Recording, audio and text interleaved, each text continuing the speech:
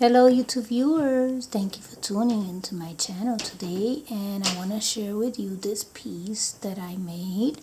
It's the ceiling fan fixture for the master dollhouse bedroom in the Gigantic Dollhouse.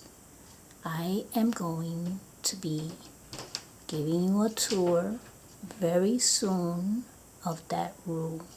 So I made myself a fan fixture with a magnet on top. This odd piece, I'm not sure what it was. I just found it among my things. But I added these little pieces there from those hand fans that they sell at the Dollar Tree. You've probably seen them because they come with different fabrics, different colors. So they come apart after a while, and I made myself a fan. And I placed the little magnet there.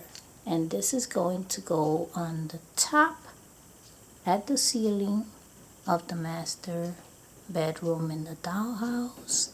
So I'll be back to give you the tour of that bedroom. Thank you for watching.